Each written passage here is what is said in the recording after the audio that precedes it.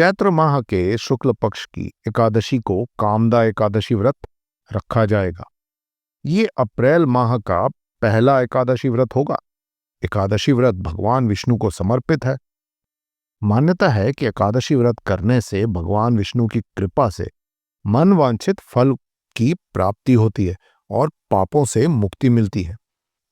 इस बार कामदा एकादशी पर सर्वार्थ सिद्धि व रवि योग बनने से इस दिन का महत्व बढ़ रहा है। आपको बता दें कि कामदा एकादशी व्रत करने से सभी इच्छाएं पूर्ण होती हैं, जीवन में सुख शांति और समृद्धि आती है, पापों का नाश होता है और मोक्ष की प्राप्ति होती है। तो इस बार कब है एकादशी व्रत, ये बताने से पहले आप इस वीडियो को लाइक और शेयर जरूर करें और हाँ, चैनल को सब्सक्राइब अवश्य करें।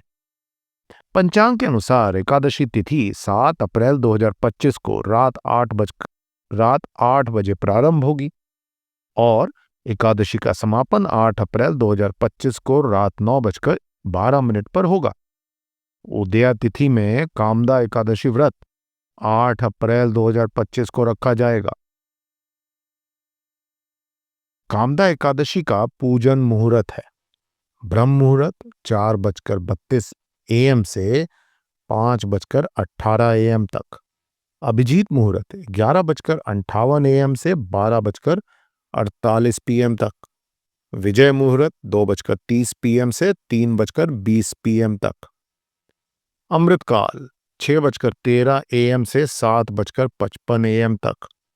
सर्वार्थ सिद्धि योग 6:03 AM से 7:55 AM तक और रवि योग 6:03 AM से 7:55 AM तक। हिंदू धर्म की मान्यताओं के अनुसार कामदा एकादशी व्रत रखने से कार्यों में सफलता प्राप्त होती है, राक्षस योनि से मुक्ति मिलने की मान्यता है। जगत के पालनहार भगवान विष्णु जी की कृपा से सभी पाप मिट जाते हैं। तो आइए अब जानते हैं कामदा एकादशी की पूजा विधि। सबसे पहले सुबह जल्दी उठकर स्नान करें और व्रत का संकल्प लें। पूजा स्थल पर या घर के मंदिर में भगवान विष्णु की मूर्ति या चित्र स्थापित करें। धूप, दीप, फूल, तुलसी दल और फल अर्पित करें। भगवान को नैवेद्य अर्पित करें। पूरे दिन भगवान विष्णु का स्मरण करें और उनके मंत्रों का जाप करें। विष्णु सहस्त्र नाम का पाठ अवश्य करें। पूरे दिन व्रत रखें और फलाहार रहें। रात्रि में पूजा स्थल के पास बैठकर भजन कीर्तन करें और एकादशी के दिन पूरी निष्ठा से उपवास रखें और जल व फलाहार का सेवन करें। कामदा एकादशी व्रत का पारण 9 अप्रैल 2025 को किया जाएगा। एकादशी व्रत पारण का शुभ मुहूर्त 6:02 से सुबह 8:34 तक रहेगा। पारण तिथि के दिन द्वादशी समाप्त होने का समय रात 10:55 है। आइए अब हम सुनते हैं कामदा एकादशी व्रत कथा। कामदा एकादशी की महिमा को समझाने के लिए एक बार भगवान श्री कृष्ण और युधिष्ठिर महाराज के बीच एक संवाद हुआ। युधिष्ठिर महाराज ने भगवान श्री कृष्ण से पूछा, हे केशव, मैं आपको सादर प्रणाम करता हूं। कृपया मुझे चैत्र मास के शुक्ल पक्ष में आने वाली एकादशी के विषय में बताएं। भगवान श्री कृष्ण ने उत्तर दिया, हे धर्मराज, चैत्र मास के शुक्ल पक्ष में आने वाली इस एकादशी को कामदा एकादशी कहा जाता है। इस व्रत के पालन से सभी पाप नष्ट हो जाते हैं और व्रती को संतान की प्राप्ति होती है। इसके पश्चात भगवान श्री कृष्ण ने कामदा एकादशी की व्रत कथा सुनाई, जो इस प्रकार है। बहुत समय पहले रतनपुर नामक एक गंधर्व और किन्नरों के राज्य में राजा पुंडरीक राज्य करते थे। ये राज्य समृद्धि, सुख और आनंद से परिपूर्ण था। इस राज्य में ललिता नाम की एक अप्सरा अपने पति गंधर्व ललित के साथ रहती थी। दोनों एक दूसरे के प्रेम में हमेशा मग्न रहते थे।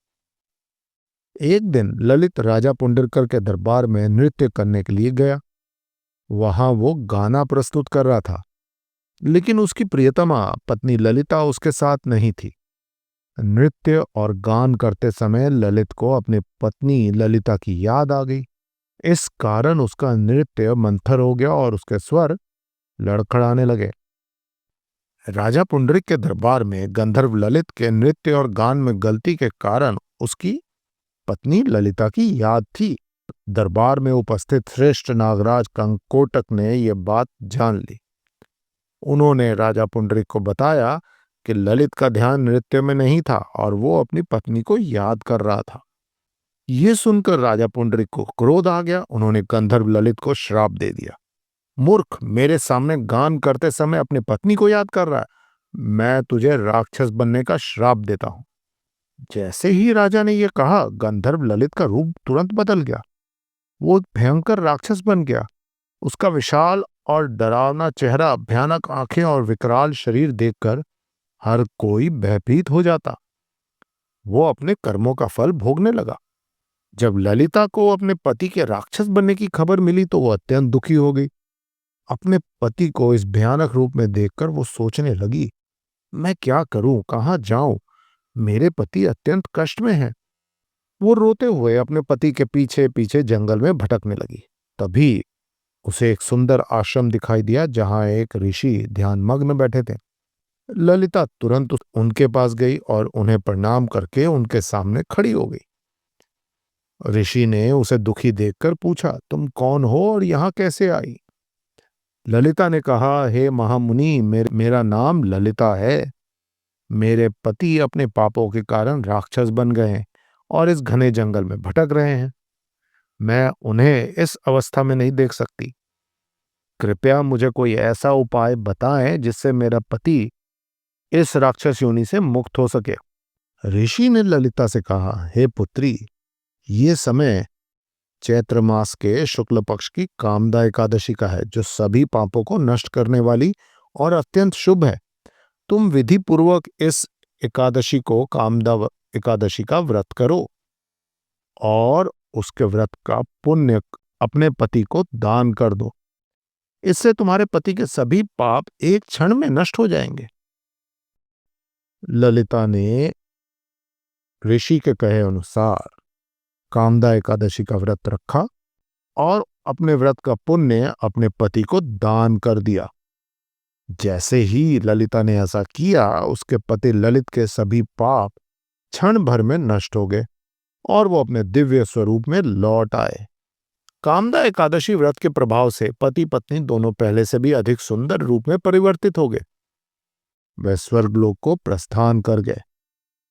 दोस्तों, जाते जाते हम आपको ये बता दें कि एकादशी व्रत पर क्या करें और क्या ना करें।